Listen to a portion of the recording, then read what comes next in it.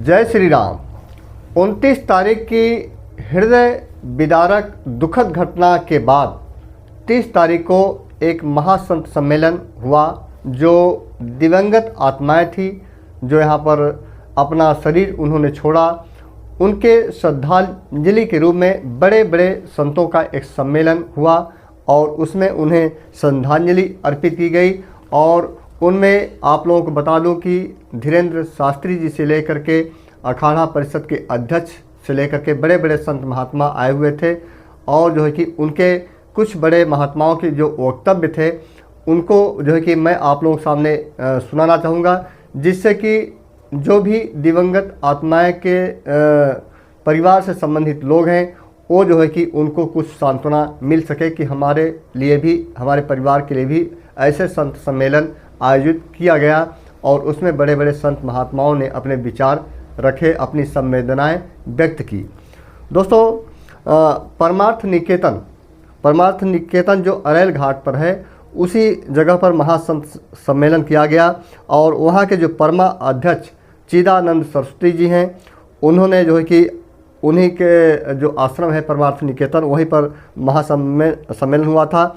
उसमें रविंद्रपुरी जी ने, जो अखाड़ा परिषद के अध्यक्ष हैं, 13 अखाड़ा के परिषद के जो अध्यक्ष हैं, भक्तों का बलिदान, जो भक्तों का जो आत्माएं दिवंगत हुई उनको जो है कि भक्तों का बलिदान के रूप में व्याख्या की कि वह एक जैसे आंचल में, गंगा माँ के आंचल में वह भक्तों का बलिदान है। स्वामी विशोकानंद जो महामंडलेश्वर हैं, उन्होंने कहा, संतों व अखाड़ों से स्नान तो किया परंतु उत्साह नहीं। चूँकि वो घटना सुबह के मतलब रात के समय घटी थी 29 तारीख को, ऐसे में अगले दिन अमृत स्नान किया जाना था। लेकिन जब ये इस घटना के बाद पहले तो अखाड़ों के द्वारा जो है कि जो अमृत स्नान है उसे रद्द कर दिया गया। बाद में निर्णय लिया गया कि अमृत स्नान चलिए किया जाएगा। प्रशासन के जोर देने पर उन्होंने डिसीजन बदला अपना। और लेकिन जो साज सजावट और गौरव के साथ स्नान किया जाता है, ठाठ बाट के साथ किया जाता है, उसमें बिल्कुल वो सब कुछ सादगी दिखा, कोई उसमें उत्साह नहीं था।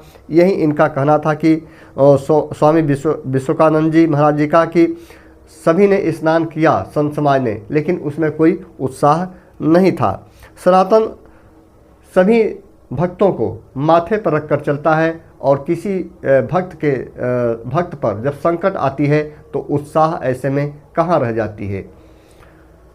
संतोष दास जी जो महामंडलेश्वर हैं, उन्होंने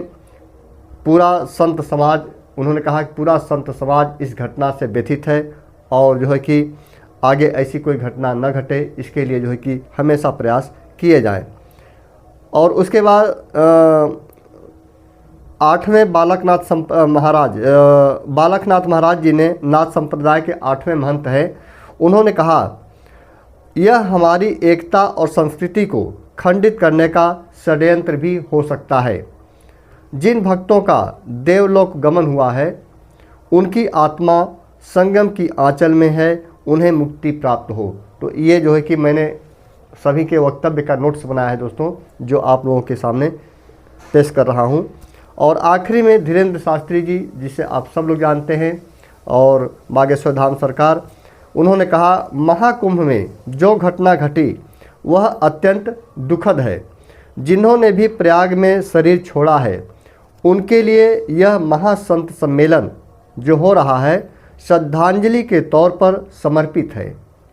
यहाँ संतों ने पहले देश को स्नान कराया और फिर खुद स्नान किया। घटना बेहद दुखद है, परंतु शव और शिव पर राजनीति नहीं की जाती। तो इस तरह से और भी बड़े बड़े संतों ने, छोटे बड़े संतों ने अपना वक्तव्य व्यक्त किया। काफ़ी बड़ा संत महासम्मेलन था दोस्तों परमार्थ निकेतन पर। और यह स्पेशली जो 29 तारीख की घटना में दिवंगत आत्माएं हैं जो देवलोक को चली गई अपना शरीर छोड़ करके, उन दिवंगत आत्माओं को सच्ची श्रद्धांजलि अर्पित करने के लिए संत समाज के द्वारा ये एक तरह से किसी भी महाकुंभ में पहला सम्मेलन था, जो कि दिवंगत आत्माओं की शांति के लिए, उनकी मुक्ति के लिए, जिसमें सभी बड़े बड़े संत महात्माओं के द्वारा प्रार्थना की गई। तो दोस्तों, अगले वीडियो में एक नई जानकारी के साथ फिर से आता हूँ। चैनल पे आप लोग जुड़े रहिए, अच्छी अच्छी जानकारी आपको मिलती रहेगी। जय श्री राम।